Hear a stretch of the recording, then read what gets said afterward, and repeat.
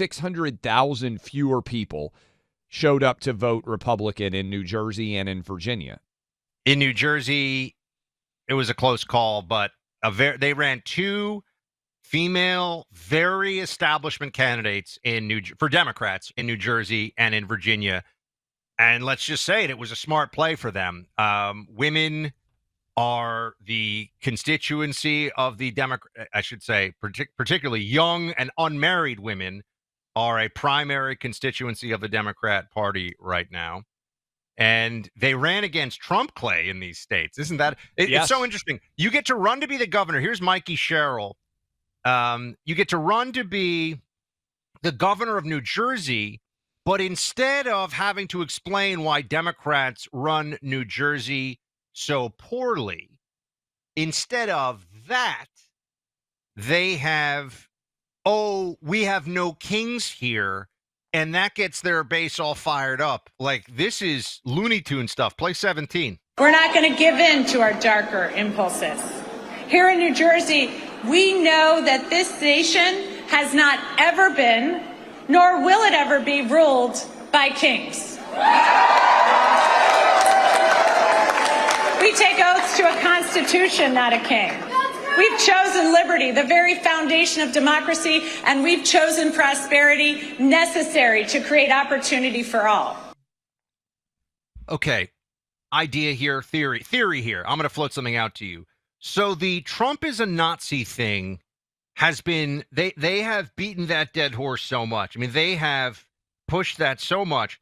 And yet Trump, as we know, close ally of Israel. By the way, despite a lot of the noise on the right these days about Israel and Jews in America and everything, Trump is the closest friend that Israel has ever had. I noticed that some of these voices on the right that are critical of the AIPAC and Israel and everything, not critical of Trump, though. Very interesting how that happens. But anyway, Trump is a close friend of Israel, and so they have to drop that. Is it now, if you're an emotionally unstable lib, are you really going with the fighting Trump is fighting monarchy thing? Is this what the switch is now? They've gone from Nazis to King Trump? They just have to convince their base that Trump is a Nazi to such an extent that they will show up. And I mean, to me, Buck, I looked at the numbers this morning. That's the first thing that I did. Trump's base doesn't show up when Trump's not on the ballot. Remember, Obama's base didn't show up when Obama was not on the ballot. I think there are some very popular with the base politicians that have a certain amount of personal magnetism that doesn't translate beyond them. I mean, again, I look at it, 600,000 fewer people showed up to vote Republican in New Jersey and in Virginia. Yes, look, Democrats, their voters showed up. But, Buck, I think to your point, it's because if you hate Trump, you are way more likely to show up than if you love Trump when Trump himself is not on the ballot. Democrat, this is why logically the Democrat go after Trump thing. It works in midterms. It works when Trump's not on the ballot. I don't think it works very well when Trump is on the ballot. And so this is why I think for a sec, the resistance thing. Look, it was a little overdrawn, a little overwrought, the whole thing. But there was like La Resistance in France, and there was like some cool historical parallel, and you could think of yourself as some kind of revolutionary. Clay, no kings. They just sound like a bunch of dorks. Honestly, it's not even yes, it's delusional and absurd, but also it's like they're slipping. Usually look, Black Lives Matter. Say what you will about what it has done, and we've said a lot, right? It's been very bad. The slogan, understanding the activist impulse, understanding the power of those words, there was some marketing genius in the Black Lives Matter situation, right? No kings? It's lame. It's just lame. It's lame and weak. It might work in the midterms. You're killing me with this one. No, look, yes, it's a blue state. It's New Jersey. It's Virginia. I am always of the opinion, and this is the way that I think maybe I'm wrong on this. If you lose, the first thing I want to do is go back and look at what you did. This is what I always tell my kids when I coach basketball, when I coach football, when I coached baseball. your opponent being good is to a large extent beyond your control. An opponent can play really well or really poorly. Now, you can make it more difficult, like all those things. What I always want to control is what I can control. That's the number one rule, I think, of life, honestly. Control what you can control. 600,000 people in New Jersey and in Virginia who voted for Trump last year did not show up to vote in this 2025 election. Who are those? Who are those people? Like I said, some of y'all are listening right now.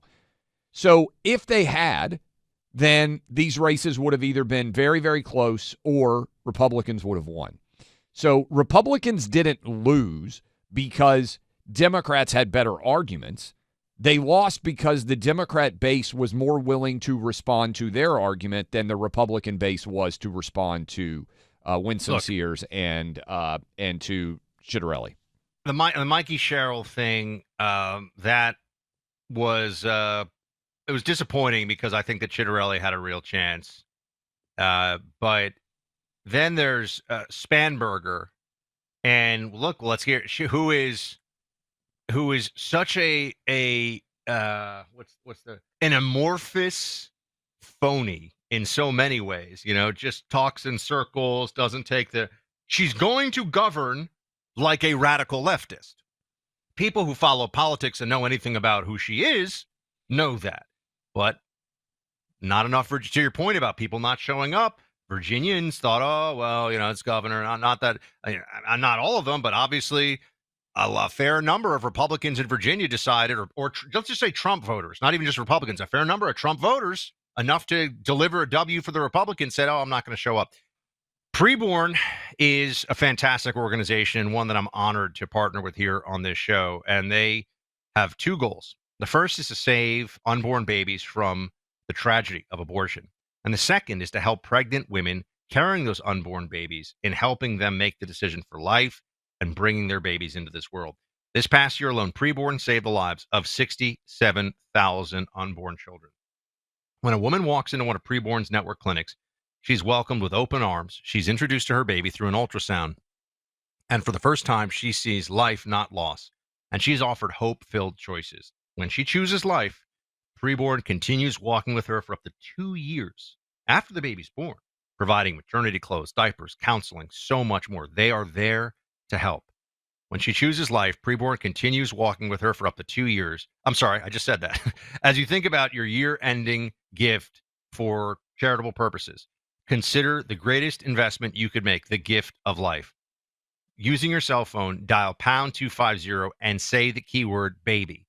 That's pound 250, say baby, or visit preborn.com/buck, preborn.com/BUCK. All gifts are tax deductible. Preborn is a 5-star rated charity sponsored